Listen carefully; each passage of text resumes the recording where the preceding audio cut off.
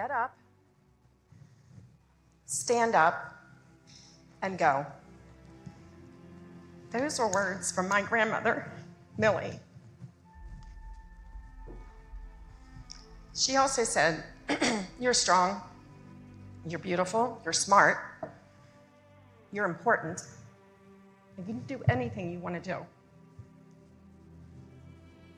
And besides that, you're not related to these people. So, to clarify, these people included her son, who had adopted me. I was a child, you see, from his first marriage. And my brother and I were now in an unloving family from his second. Our stepmother could never accept us as her own. But what Millie really meant was, you don't have to be like them. You are free to be you. See, my grandmother, she was my first role model. She was my most important role model. She told me that life was not about fitting in. It's about standing up for who you are. So when I was 17, I left. I left home. I left the yelling. I left the singling out. I left the blame. I left the hair pulling. I left those words. These are Jim's children from his first marriage. They're adopted. Again, my stepmother she never approved of us. We weren't hers. But I had my grandmother, Millie. She lived right next door. She was awesome. And she was the love. I didn't realize it at the time, how important her love was, but I had it. So they say rejection builds resilience.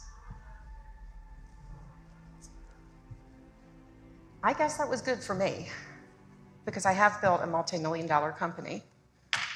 Thank you.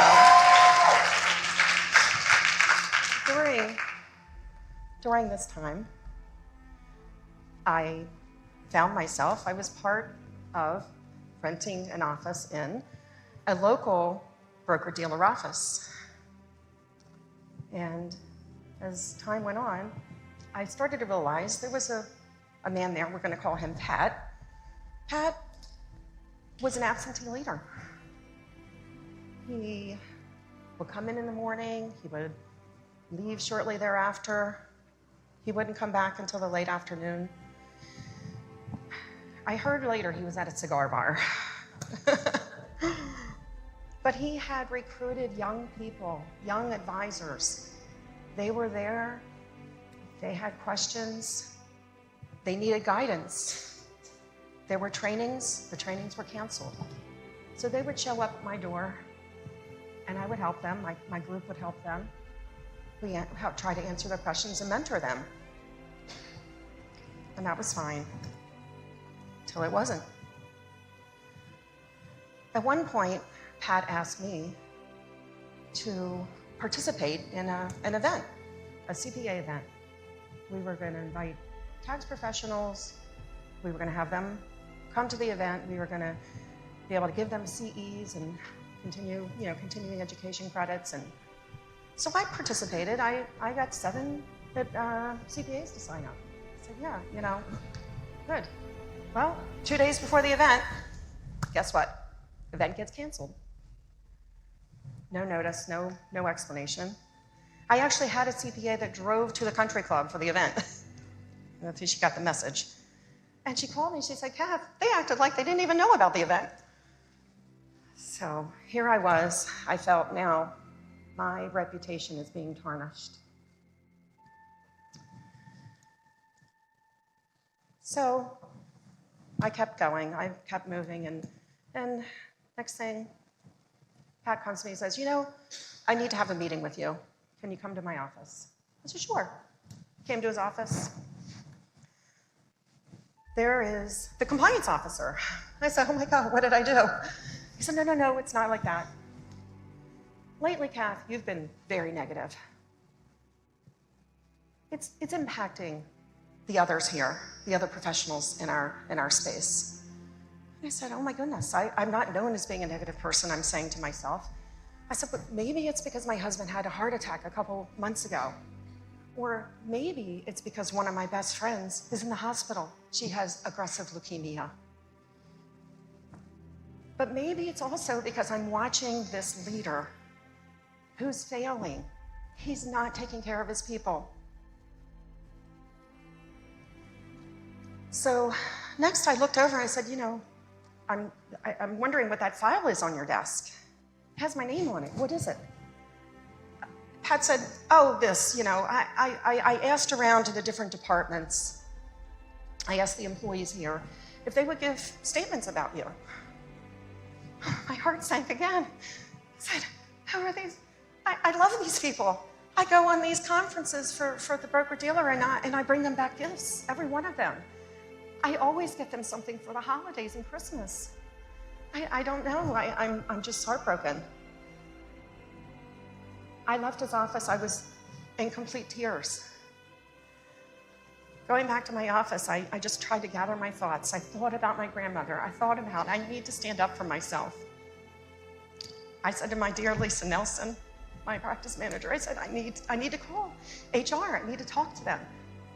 I said, you know, so I call HR, the broker-dealer, and the lady says, first of all, I have to tell you, we don't represent you. I said, you know, I'm independent, I'm not yours. But I'm here in your office, and I've been told here in Hunt Valley, Maryland, I have a negative attitude. And guess what? I'm okay with that because I can improve. I can be in charge of my attitude. But you guys, you have to be responsible for him.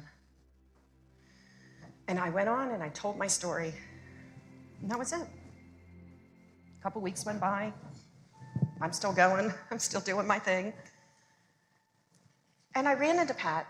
Nothing happened. I ran into him in the hallway and I said, Pat, let's get together. Let's put the past in the past. Let's just decide, you know, we're going to move forward and be positive.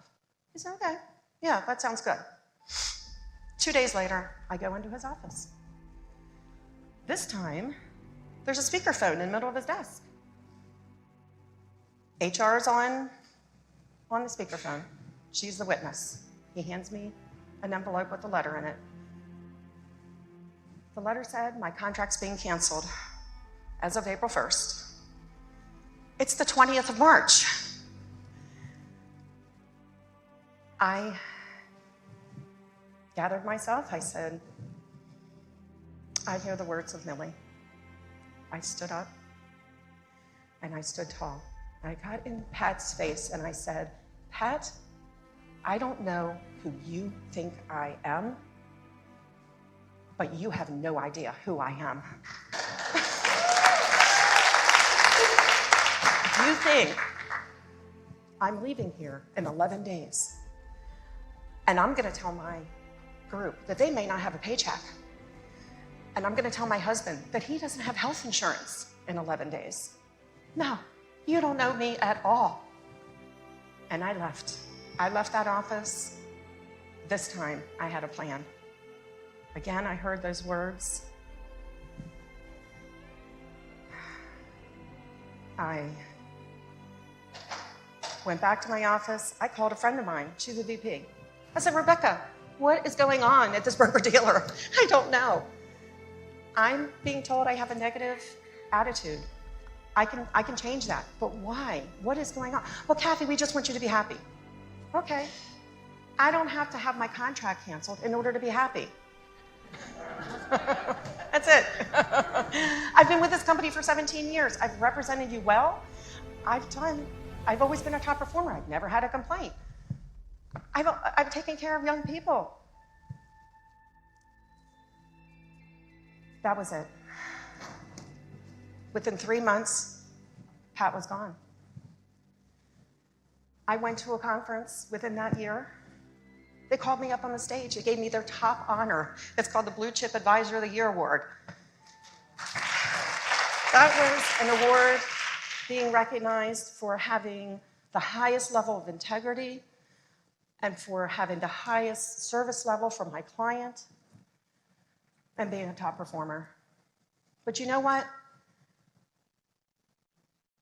Within that year, I felt, back when I was in Pat's office, just like my stepmother used to make me feel. I didn't belong. I didn't have worth. I knew I had to do something. And this is when I broke free. I started my own company. I had to build it back up. I built it strong. My company has grown tenfold since that time. So I just want to say to everyone here, if you have a role model, who is your role model? Who is your Millie? What are her words or his words? Remember them. In the words of Maya Angelou, we can't always control the events that happen to us, but we can decide not to allow them to reduce us. So,